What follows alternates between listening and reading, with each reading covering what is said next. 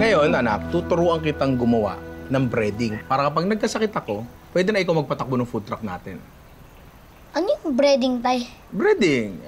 Depende. Ano ba ang gusto mo? Shih Tzu o German Shepherd? Aso naman yan, tay?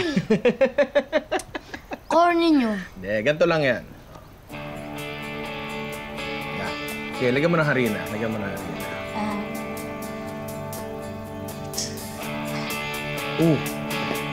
Akala mo, ikaw lang, ha?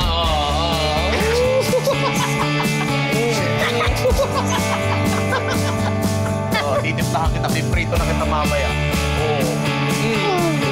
Ito, asin. Ayaw. Prituhin mo to. Nalagyan kita dahon ng laurel para lutuin kita. Ito, chili. Sige. Dito. Yan. Mainit sarap. yan, anak. Mainit yan. Masakit yan. Ito.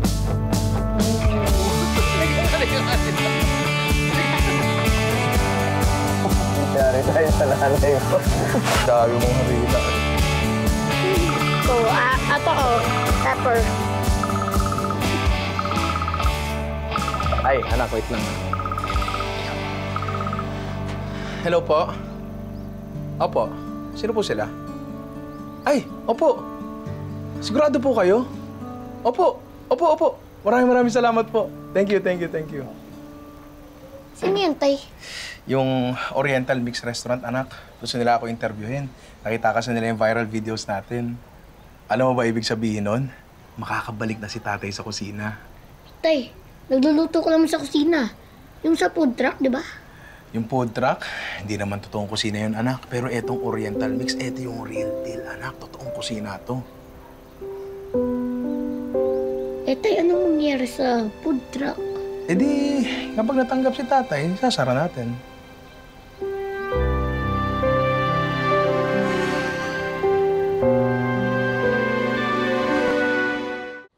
Nak, maaga tayo magsasara, ha? Maaga interview ko bukas.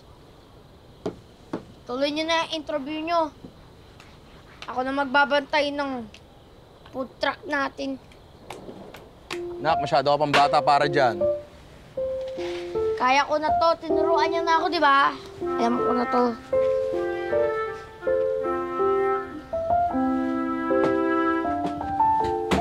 Anak, bukas na yan. Kaya ko na nga to.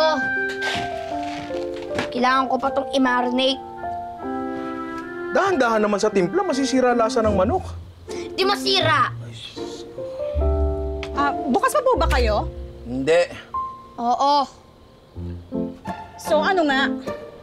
Bukas. Final answer. Bukas nga! I-rate ko pa naman sana kayo sa Foodwin Reviews. 5 sanang pagkain, pero ang customer service nyo, -1. Eh di rate mo! Owen, wag kang bastos.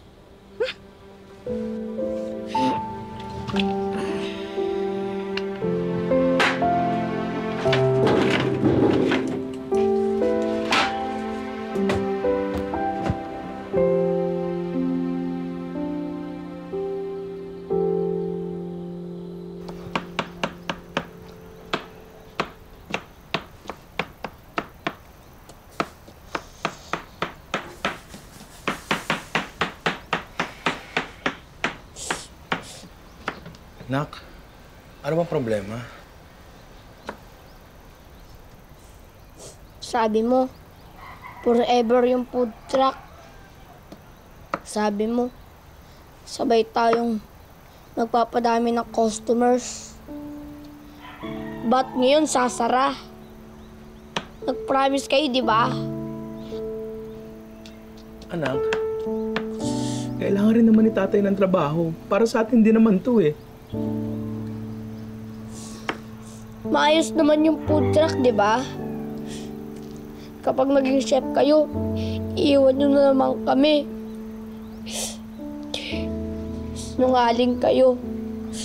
Pipiliin nyo lang kami kapag wala kayong choice. I hate you. I hate you, Tay. Anak. Wag na muna.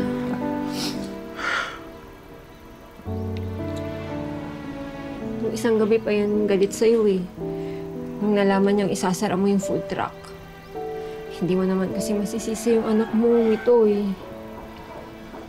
Wow pati ikaw din may hugot. Ang sinasabi ko lang, kahit bata pa yung anak mo, may mga matayan tsaka pakiramdam. Ilang beses mo na rin siyang pinangakuan tapos hindi mo tinutupad. Kung ikaw yung nasa kalagayan niya, anong mararamdaman mo? Kagaya na lang nung pangako mo na paglabas mo, siya yung unang bibisitahin mo. Umasa yung bata. Ja, ang dahilan lang naman kung bakit hindi ako nagpakita sa kanya kasi gusto ko pag nagpakita ako sa kanya, may pangalan na ako. Gusto ko pag nagpakita ako sa kanya, sa inyo, may pagmamalaki nyo na ako. Ayoko na ikakahiya nyo ako kasi galing nga akong kulungan.